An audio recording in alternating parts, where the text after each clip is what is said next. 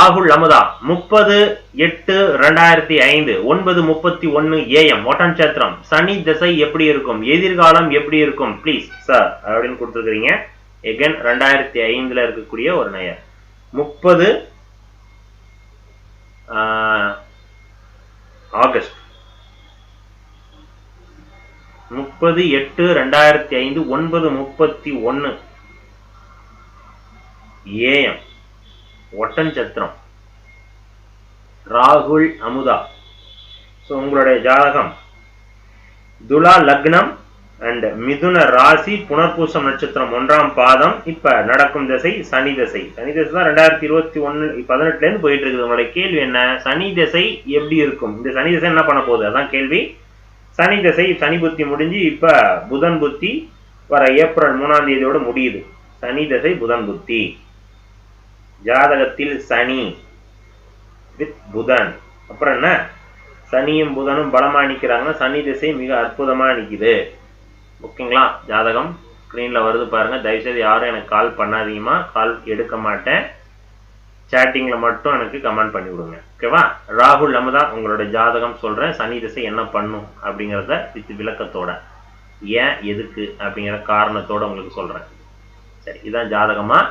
துலா லக்னம், மிதுன ராசி, புனர்பூசம். ஓகேவா. ஸோ இப்போ நடக்கும் திசை சனி திசை 2018 போயிட்டு இருக்கு. சனி புத்தி முடிஞ்சிருச்சு, இப்போ புதன் புத்தி போயிட்டு இருக்குது.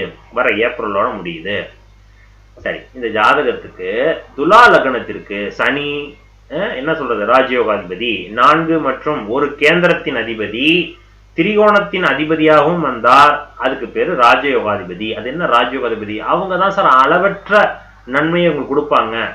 திரிகோணாதிபதி நன்மை கொடுப்பாங்க, ரைட்டு. கேந்திராதிபதியும் அவரே அப்படின்னா என்ன அர்த்தம், அதி நன்மைகள் அதிகமாக கொடுப்பாங்கன்னு அர்த்தம். அதனாலதான் ராஜயோகாதிபதினு சொல்றோம். அப்ப துலா லக்னத்திற்கு சுக்கிரன், கடக லக்னத்திற்கு செவ்வாய். சோ இது போன்ற பாவ கிரகங்கள் இந்த லக்னத்திற்கு நன்மை தரும். ஓகேவா. விதி விலக்காக சுபகிரகங்கள் மட்டும்தான் நன்மை தரும் கிடையாது, சனியும் நன்மை தரும் இந்த லக்னத்திற்கு. சரி, சனி திசை நன்மை உண்டா, கன்ஃபார்ம் நன்மை உண்டு. எப்படி சார் சொல்றீங்க, அப்படிலாம் எனக்கு ஒண்ணும் இல்லையே அப்படின்னு நீங்க சொல்லுவீங்க.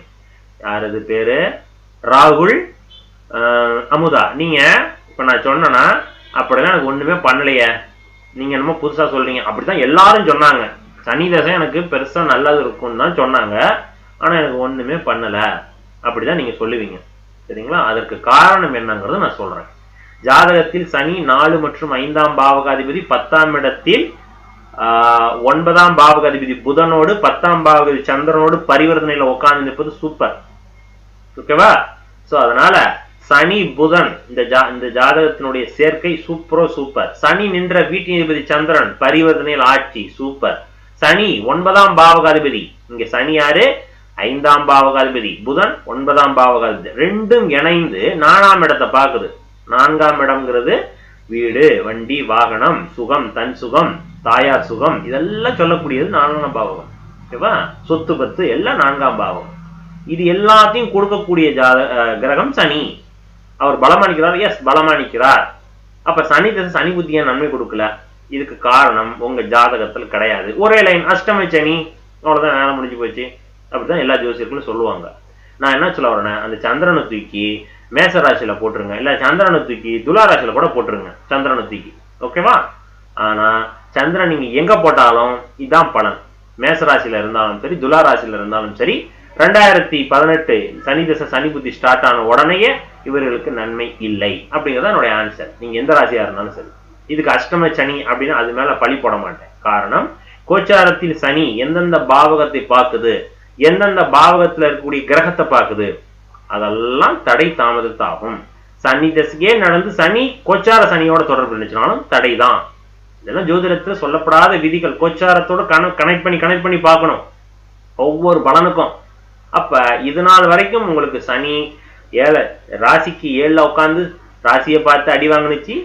இப்ப டெபாசிட்டர் சனியினுடைய நின்ற வீட்டின் சந்திரன் ராசிக்கு 7ல சனி கோச்சாரத்துல இருந்து அடி வாங்கும் போது சனி வேலையை இழக்கிறாரு. அடுத்தது ராசிக்கு சனிக்கு 7ஆம் பாவகமான மகர ராசியில சனி வந்து உட்காரும் போது சனி அடி வாங்குறாரு. இப்ப இந்த வருடம் 2023 இதுல இருந்து ஓரளவுக்கு ரிலீஃப். ஓகேங்களா. இப்ப புதன் புத்தி உள்ள வந்துருச்சு. ஓகேவா. இந்த ஜாதகத்தில் புதன் புத்தியும் நல்லா இருக்கும். சனி திசை உண்மையிலேயே சூப்பரா இருக்கும், கவலைப்படாதீங்க. இதுதான் ரீசன் உங்களுக்கு சனி திசை நெருடலை கொடுத்துச்சு, செய்ய விடாம தடுத்துச்சு. படிப்புல வேலைன்னு எங்கேயா ட்ரை பண்ணா கூட பெருசா கிடைக்காது, தாயாரின் உடல் ஆரோக்கியத்தை கெடுத்திருக்கணும், வீட்டுல சில பிரச்சனைகளை கிரியேட் பண்ணி கொடுத்துருக்கணும், இது போன்ற அமைப்புகள்லாம் கொடுத்துருக்கணும் இந்த சனி திசை. ஆனா சனி உங்களுக்கு யோகம் யோகம் யோகம் சொல்லிட்டு அப்படியே இந்த பலன் பண்ணிச்சு. இது கோச்சார கிரகத்தினுடைய நகர்வு, அதையும் சேர்த்துதான் பலன் சொல்லணும். அதுதான் நடந்திருக்குதுங்க. ஸோ அதனால கன்ஃபார்மா சனி திசை சூப்பரா இருக்கும். இதுக்கு அடுத்த வரக்கூடிய புதன் திசை இதை விட டாப் கியர்ல போகும், கன்ஃபார்மா போகும். ஓகேங்களா? ஏன்? புதன் பாக்யாதிபதி, அவர் பரிவர்த்தனையில் ஆட்சி, அவருடைய வீட்டுல குரு உட்கார்ந்து இருக்கிறாரு, லக்னாதிபதி நீச்ச பங்கம் ஆகிறாரு. இவ்வளவு விஷயம் இருக்கும்போது நன்மை அதிகம். ஸோ அதனால உங்க ஜாதகம் நல்ல ஜாதகம் தான், எதிர்காலம் சூப்பரா இருக்க போது, பயப்படாதீங்க. ஓகேவா? ஸோ ஜாதகம் நல்ல ஜாதகம் தான், சனி திசை யோக திசை தான், நான் மாற்று கருத்து இல்லை. நன்றி.